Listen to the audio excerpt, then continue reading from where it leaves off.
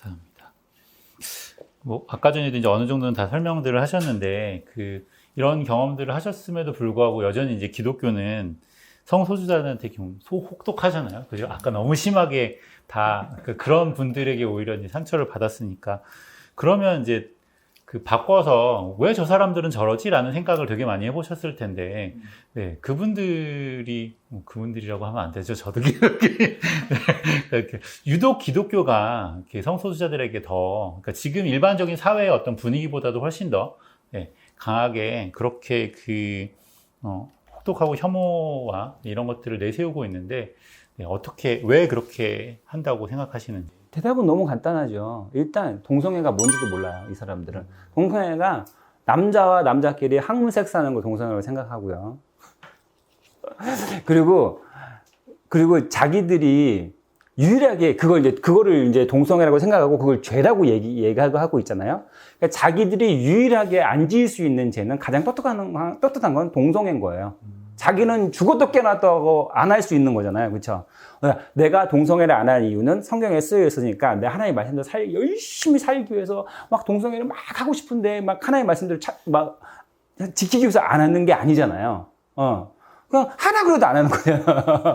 그러니까 나는 그걸 죄라고 생각하니까 나는 거기서 100% 무결해라고 생각하는 거죠. 그러니까 그러면 반대로 저는 여성을 보고 한 번도 음욕을 품은 적이 없어. 품으라 그래도 안 품을 수가 없어. 그렇죠? 그럼 나는 성범죄 저지른 목사한테 100% 뭐라고 할 수 있는, 린치를 깔 수 있는 거죠. 그렇죠?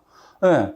그러기 때문에 자기들 너무 떳떳한 거야. 그러니까 이제 막 퍼볼 수 있는 거고, 우리 사회가 유독 음주에 대해서 이제 관용적인 게 뭐냐면, 웬만한 사람들 다 술 먹고, 음주운전 한번 해보고, 술 때문에 실수를 한번 해본 경험이 너무 많으니까 거기에 관대한 거예요.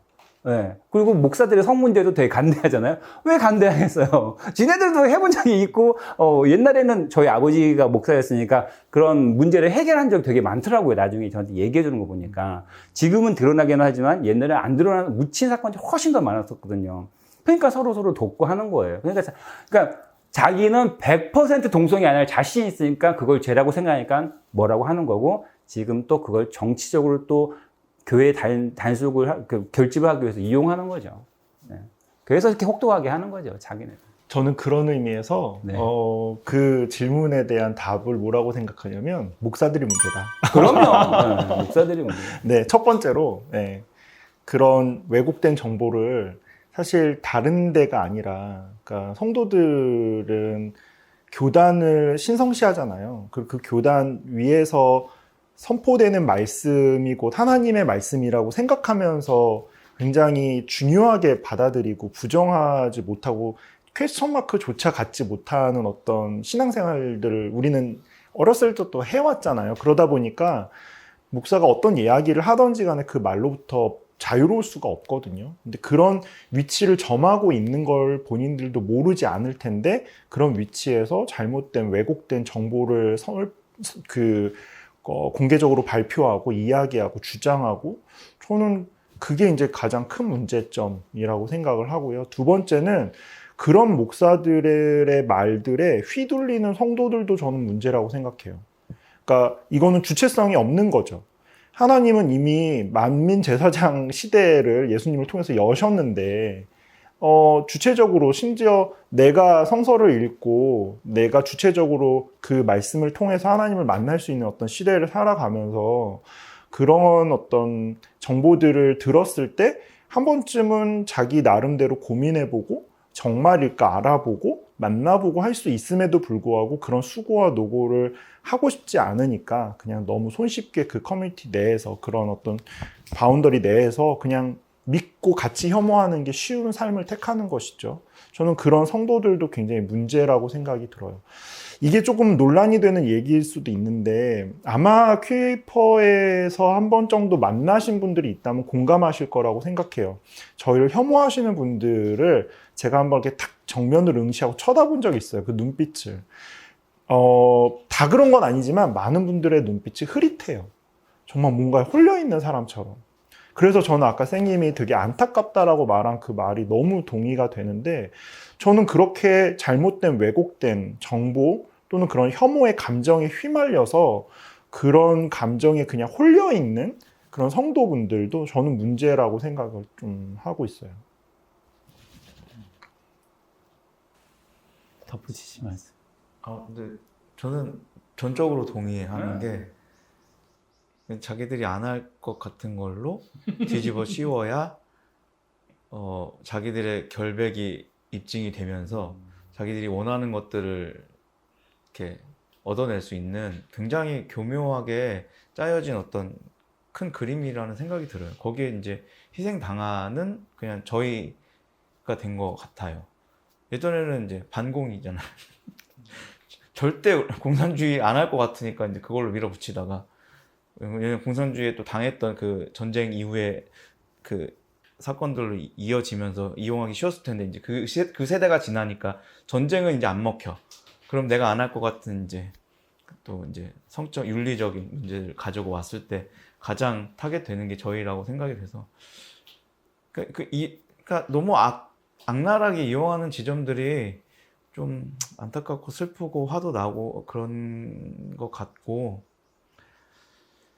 그래서 그냥 속으로는 저주지만 그냥 퀴어 자식 하나 낳아서 고생해봐야 좀 변하지 않을까. 그렇게 자기 정말 그 지근거리 자기 가족 내에 있다고 생각 안 하기 때문에 자신이 안 할 거는 물론이거니와 없다고 생각하니까 더 그렇게 악랄하게 할 수 있는 것 같아요. 내 주변에 가장 친한 친구 혹은 가족 중에 있다고 하면 분명히 다시 생각할 거거든요.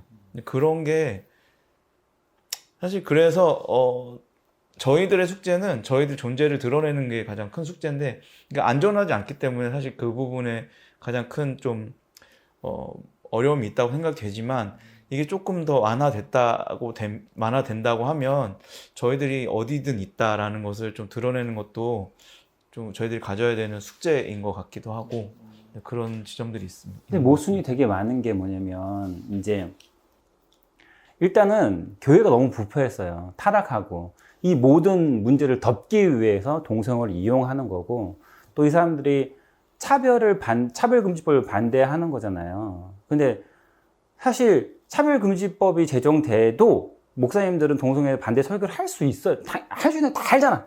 그러니까 설사 예를 들어서 내가 이제 목사고 신앙의 양심에 따라 동성애는 죄입니다라고 해서 만약에 그게 그럴 일도 없지만 내가 만약에 불이익을 당해. 그러면은 기독교 관점에 따지면 의를 위해서 내가 희생을 당하는 거잖아요. 그러면 의를 위해서 희생을 받는데 천국이 저희 것이라 그랬어요. 그럼 모든 목사들이 정말 반대하고 감옥 가고 그래야지 그래야 교회가 더 깨끗해질 수 있는 건데 그 완전 그렇게 해야 그러니까 다른 거죠. 예수 믿을래 죽을래 해서 옛날에 이제 공산당 총두고 했잖아. 예수님께서만 하면 그 정말 이런 그게 신앙의 우리 본질이고 뭐 그러니까 최고의 그 신앙의 최고의 점은 순교 뭐 이런 거였잖아요. 그러면 차별금지법이 설사 그런 일도 없죠. 설사 막 차별금지법이 목사들을 옥죄는 적이라도 그러면 내가 반대하고 나가서 감옥 가거나 옛날에 고신이 왜 생겨났어요? 그렇게 순교하고 뭐 감옥 가고 해서 생겨난 게 고신이잖아요. 그렇게 해야지 이 썩은 교회가 바뀌어질 수 있는 거잖아요. 그리고 정말 알곡인지 쭉정인지 가려질 수 있는 거고, 정말 종교가 저렇구나. 종교인들을 정말 자기 종교의 신념에 따라 저렇게 살아가는구나.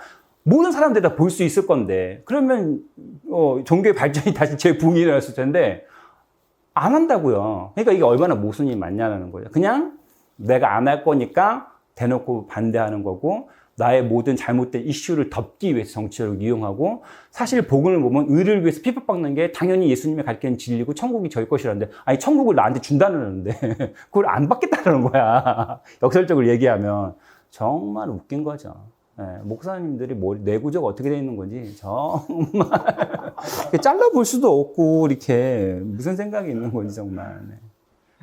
사실 저도 얘기 듣다 보니까 드는 생각이 아까 그 질문 하셨잖아요. 왜 인터뷰 하시냐. 이렇게 얼굴 공개하고. 그래서 저는 가시화를 위해서 한다. 그게 정말 이걸 위해서인 것 같아요. 사람들이 없다고 생각하니까 쉽게 편견 갖고 쉽게 혐오하거든요. 근데 없지 않아요. 특히나 대형교회는, 정말 주변을 돌아보면 분명 없지 않아요. 있어요. 근데 그런 분들이 사실 그 교회를 떠나지 않는 거는 그 교회에서 맺었던 관계, 그리고 오랫동안 그 교회에서 또 해왔던 신앙생활도 여러 이유들이 있기 때문에 떠나지 않는 건데, 그런 것들을 모른 채로 그냥 쉽게 막 혐오 발언을 하면 그분들이 받는 상처는 솔직히 생각하기 어려울 정도인 거죠. 그래서 저는 그런 걸 막기 위해서라도 정말 좀 그렇게 생각해 주셨으면 좋겠어요. 내 주변에 분명히 있다. 저희끼리 좀 그런 얘기도 해요.